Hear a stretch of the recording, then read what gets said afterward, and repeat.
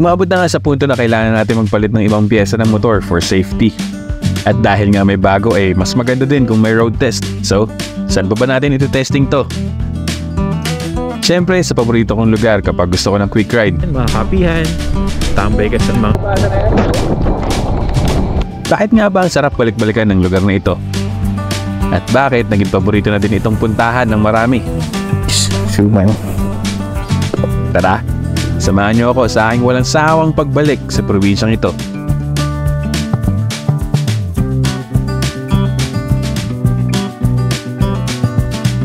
Good morning mga tropang gala, it's me again and we are back for another video. We're back on the road and it's a good Saturday morning. It's 8:22 AM right now and kagagaling ko lang ng office, so galing akong shift kagabi, pumasok ako. Ito na yung pinaka nakakatakot na daanan papasok Nakakatakot.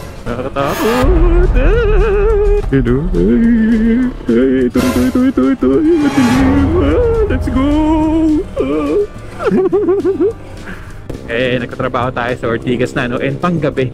So ang mga alis natin is laging late na ng umaga. Anyway, galing akong pasok kagabi. Then, kaka-out ko lang ngayon. First time ko dadaan dito. Ang cool naman ito. May malaki palang statue dito. Solid, ngayon ko lang nakita ito. Hey! At didiretso tayo. Kita nyo naman sa dinadaanan ko, sa mga tambay ng lugar na pupuntahan ko. Alam nyo to kung nasan ako at kung saan ako papunta. Yun nga, nakabit na or naayos na yung ball race natin and napalitan na yung gulong. So it's time to test. Sabi ko, di ba gagawa ko ng quick ride lang para i-test. Kasi nga, ang iniinda ko nung bago ko siya paayos is kapag nag-counter steering ako is pumapalag yung manibela. Ngayon naayos na. At the same time, yung gulong natin na bago, ma-break in natin. And maghanap lang tayo ng almusalan dito sa Tanay, dito sa Marilaki. Medyo matagal-tagal din akong huling pumunta dito Ang huli yata nung nag-camping kami. Hindi ko alam kung yun, parang yun yata. Nung nag-camping kami nila Sir Charles, nila Sony TV, ni Ran, yun yata yung huling punta ko dito sa pagkakatanda ko. So ngayon na tayo babalik, no? Medyo makulimlim pa. Sana hindi bumagsak ng tuluyan yung ulan. Bigyan tayo ng maganda panahon since sasaglit lang naman tayo. Let's enjoy the beauty of Marilaki. Samahan nyo akong enjoy ang araw na ito. Samahan nyo ako sa mga pupuntahan natin or sa mga dadaanan natin ngayong araw. Actually wala kasi talaga akong plano. Basta ang gusto ko lang is mag-almusal dito. Kaso yung ka-team ko or yung katrabaho ko na isa, may sinuggest siya pupuntahan ko dito. Hindi ko alam siguro sa mga matatagal na nasa mga tambay ng Marilaki, alam nyo to, na meron palang falls dito sa may Palo Alto banda. Honestly, hindi ko alam. So ngayon, tatry ko siyang puntahan. Titignan ko yung ganda kasi nakita ko rin sa TikTok, meron pala talagang falls doon. Ang alam ko kasi, Palo Alto is a private place. Pag lumiko ka doon, parang private na yun. Alam ko may mga pool doon or may resort yata. Pero sarado kasi ginagawa, parang ganun. Yun yung balitang nasagap ko or na alam ko. But hindi ko alam na bago pala dumating dun sa private property, meron daw palang falls doon na pang-public, pwedeng puntahan. So siguro maraming tao doon ngayon since it's a weekend. But we'll see, pupuntahan natin. Daan na rin natin since nandun tayo. So let's go. Kogyo. Mga tropa, nandito tayo sa Kogyo.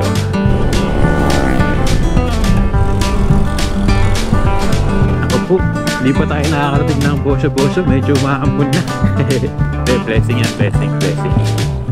Uy, grabe, may mga usok-usok pa. May mga kainan na pala dito. May bukas na pala yan, no?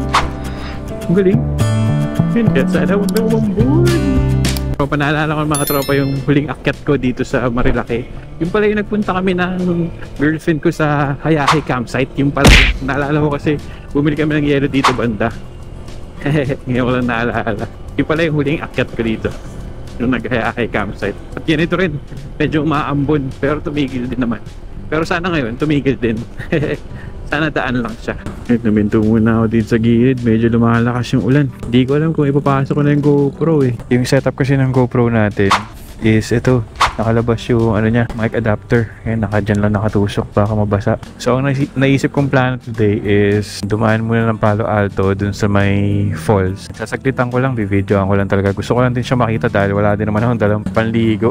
Then punta ako ng BNK para mag-almusal, para mag-brunch or lunch Depende kung anong oras tayo aabot dun since may dadaanan pa tayo. Then, baba na. Ganyan lang kasimple. Kaso maambon. Ay, medyo minto na yata.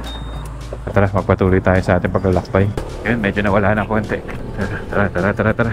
Medyo magsusubukan natin yung gulong natin kasi medyo basa yung sahig. Kung gaano kakapit, lumalakas talaga yung ay pero hindi kaya. Let's go. Samahan nyo ako ngayong araw na ito. Enjoyin pa rin natin ang araw dahil umulan man or umaraw, maganda talaga dito sa Marilaki. Basta safe riding lang lagi pag dito kayo papanik since kurbada nga ito at meron din tayong makakasamang ibang motorista. Para sa akin, ito na ang simula ng Marilaki. Etong spot na to mula dito. Para sa akin, hindi ko alam pero ito na yung para sa akin lang na simula ng Marilaki. Kasi pagpasok dito talaga namang puro puno na yan, no? And talagang for me, kinoconsider ko na bundok na talaga. At inabot na nga tayo ng ulan. Ngayon pa man, tuloy pa rin ang biyahe. Iba pa din kasi ang ganda na bigay ng lugar na ito para sa akin. Kaya siguro, nahuhumaling akong balik-balikan. Lapit na tayo sa Palo Alto. Ginulan ito. Taglan na talaga. Dito daw eh.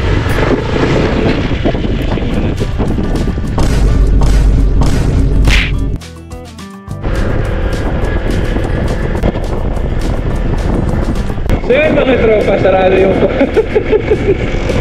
ay nako, tinanong ko yung guard na nagbabantay. Pagbaba mo kasi ng Palo Alto, merong gate ka agad doon. Tapos may guard na nagbabantay. At nakalagay doon sarado yung post. Nakalagay doon na sarado pala. At wala pa ang notice kung kailan bubuksan. So right now, katalan tayo ng or hanap na tayo nakakain dito sa taas. Medyo paulan talaga. Laban na to.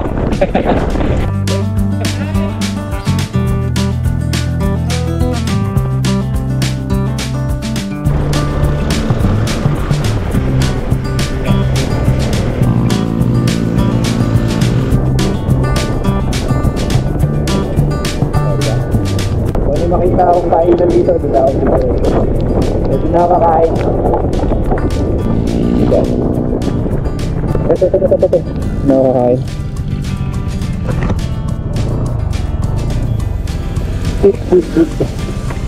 Ay, ginagawa pa to. Dito na tayo kumain. Let's go!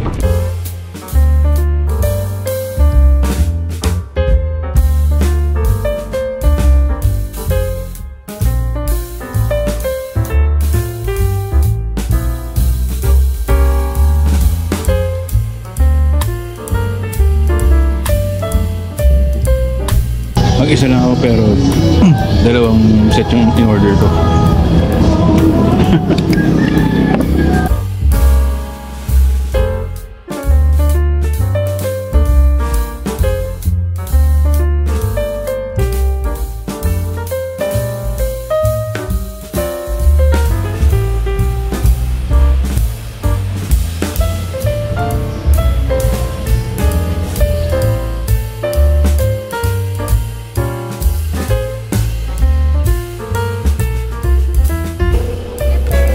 Thank you. Nini's Food House. Yun, nakakain na tayo, no? Nakapag-almusal na. Dito ako kumain sa may Nini's Food House. Bago lang siya mag-Martisem. Kasi yung una ko nakitang kainan. At pagkakain ko, huminto yung ulan. Blessing nga naman talaga yun. Blessing. So, pababaan na ako ng Marilaki. Daanan ulit natin yung mga sikat na spot dito sa Marilaki. Safe riding as always. Paunahin na natin ang mga gustong mauna. Takbong bayayat. Yang. Takbong banayad kasi kurbada to eh. Mahina tayo sa kurbada eh. Anyway, ano nga bang meron sa Marilaki? Bakit siya binabalik-balikan? Ako kaya ako bumabalik-balik dito kasi una sa lahat malapit. And the view, yung kalsada maganda. Tapos marami kang pwedeng trip dito. Pwede kang mag-hike dahil may mga bundok dito. Pwede kang mag-food trip dahil ang daming restaurants dito. Coffee trip kung gusto mong bumili sa tibok ng magpalpitate yung daming kapihan dito, daming tambayan. Talagang bonus yung napakalapit siya sa Manila. Lagi ko sinasabi pag kailangan mo na quick escape, Marilaki talaga. For me, Marilaki. Though merong iba pang malapit like Antipolo, Padilla, Rizal, Baras. Well, dito lang din naman yun sa paligid. Sa South, Tagaytay, yung mga pwede puntahan, Laguna, Yan pala, pwedeng puntahan. Pero dito, may daan din dito eh.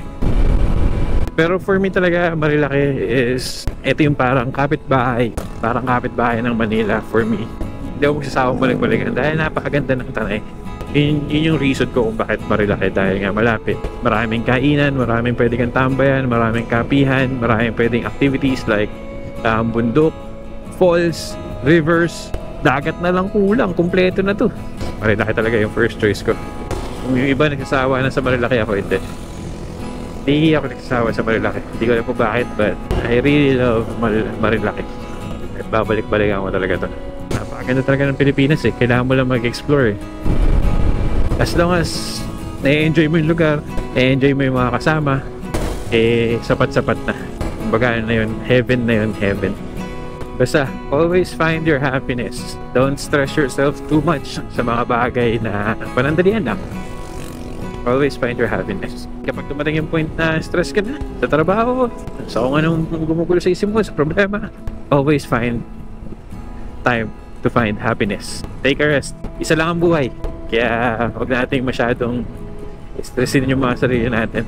Alam ko, may mga tao na talagang hirap silang humanap ng oras para sa sarili nila. I'm praying na malusutan nila yung problema nila and they find true happiness kung ano man yung trip nila. Kung ano yung totoong papasa, sana makuha nila. Always find time for yourself to reflect, to unwind, to reset. Dahil alam ko meron tayong mga sarili-sariling laban na talagang nakakapagod, nakaka-drain. Napakaikli ng buhay para ma-stress sa mga bagay-bagay na hindi naman dapat na i-stress. Kahit gaano kahirap, always choose to be happy. Always find happiness. Always choose to be happy. Kaya ako bumabalik ng Marilaki kasi pinapasaya ako nito. So yun na, nakabili na tayo ng suman, no? Bababa na tayo. Bawi na tayo ng Manila at makakapagpahinga na. Dahil itong biyahe na to ay sobrang quick lang. Breakfast ride lang talaga siya. Tinesting lang natin yung ball race and itong bago nating gulong. For me, swabe siya. Ang galing. Yung ball race natin, ayos na. Hindi na pumapalag yung manibela. And ready na tayo sumabak sa mga susunod na biyahe ng Team Road Wanderers. At abangan nyo yung may pupuntahan kami dahil nga mag-anniversary na kami. Oh hindi, anniversary na pala namin. 1 year na kami magkakasama. Nagsimula kami noon sa RDC Nature Camp, yung unang vlog namin ni Tres at ni Sona TV at ako. Doon kami nagpunta. Yun yung kauna-unang pagkasama namin at doon nabuo ang Road Wanderers. Kaya may pupunta kami isang place. Itong 1 year namin, kasama namin ang bagong miyembro na si Sir Charles, Journeys of Lumibaw. May pupuntahan tayo isang lugar. Yun yung sa next video natin. Anyway, maraming salamat sa pagsama sa akin sa ride na ito. Sayang hindi natin napuntahan yung falls dun sa Palo Alto. Sarado na kasi sabi ng guard. Sana soon mabuksan at mapuntahan natin, makita natin, masilayan natin. Pag nagbukas, pupuntahan na natin. So yun, maraming salamat again sa pagsama sa akin sa mini or sa quick ride na ito. Kita-kita tayo sa susunod na video and yeah, kasi makakasama natin ng Team Road Wanderers. Maraming salamat din pala sa mga nagla-like, nagko-comment at nag-share dun sa Facebook page at nung mga pinopost natin sa page natin, no? Maraming salamat sa inyo. Maraming salamat. And yeah, I'll see you guys in the next video. Ride safe sa mga nagmumotor, sa mga bumabiyahe, ingat palagi. Lagi nyo isipin na lagi may nag-aantay sa inyo sa bahay. Ingat. And God bless everyone. Thank you. I'll see you on the next video. Bye. God bless. Let's go. Sarap talaga dito ng pababa na to. Diretso lang eh. Pag nakabike ka, oh, grabe lusong to. Ubus ang preno. Dapat may preno yung bike mo dito pag dito ka. Hi! Let's go!